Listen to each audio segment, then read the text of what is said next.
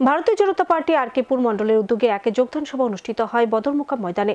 এদিন বিরোধী 15 পরিবারের 47 জন ভোটার যোগ দেন ভারতীয় জনতা পার্টিতে।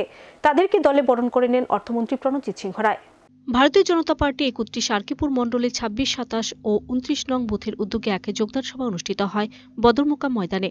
এদিনে যোগদান সভায় প্রদীপ প্রজ্বলন ও ভারত মাতার প্রতিকৃতিতে পুষ্পার্ঘ অর্পণ করে উদ্বোধন করেন রাজ্যের অর্থমন্ত্রী প্রণজিৎ সিংহ রায়। এদিন দেশের প্রধানমন্ত্রী নরেন্দ্র মোদীর মন কি বাত অনুষ্ঠান শুনেন রাজ্যের অর্থমন্ত্রী সহ উপস্থিত অন্যান্য নেতৃত্ব। মন কি বাত অনুষ্ঠান শেষে হয় যোগদান সভা। এদিনে যোগদান সভায় ভাষণ রাখতে গিয়ে অর্থমন্ত্রী বলেন, আগামী এপ্রিল মাসে দেশে লোকসভা নির্বাচন অনুষ্ঠিত হবে। গত 10 বছরে কেন্দ্রীয় সরকার গোটা ভারত জুড়ে ব্যাপক উন্নয়ন সাধন করেছে। একই সাথে এই রাজ্যে বর্তমান সরকার রাজ্যবাসীর কল্যাণে কাজ করে চলেছে।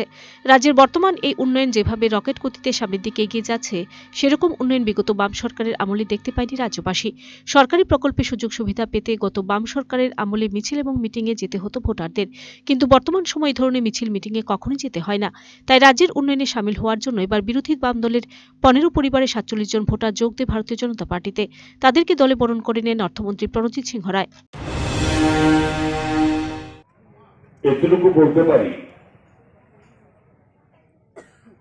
যে ভারতবর্ষের যশস্বী প্রধানমন্ত্রী নরেন্দ্র মোদীজি, যিনি 2014 সালে এই ভারতবর্ষের প্রধানমন্ত্রীর দায়িত্ব নিয়েছেন, আজকে 10 বছর শেষ হয়ে 11 বছর আবার নতুন পার্লামেন্ট ইলেকশন হতে যাচ্ছে।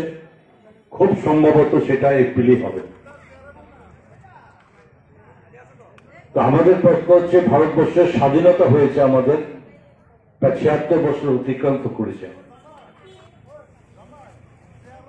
140 কোটি দেশ এই ভারতবর্ষ,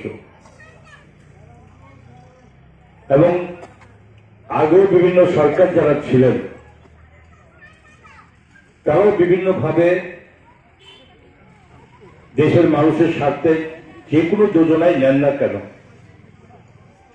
সেগুলো একদম তৃণমূল স্তরে, এবং যে যে যোজনা নেন সেগুলো মানুষের স্বার্থে কাজ হচ্ছে কিনা, এবং এই সমস্ত কিছু নিরীক্ষণ করা, পর্যালোচনা করা, বিগত সরকারগুলো কিভাবে করেছিল, এগুলো আমাদের বুঝতে হবে। Report search India.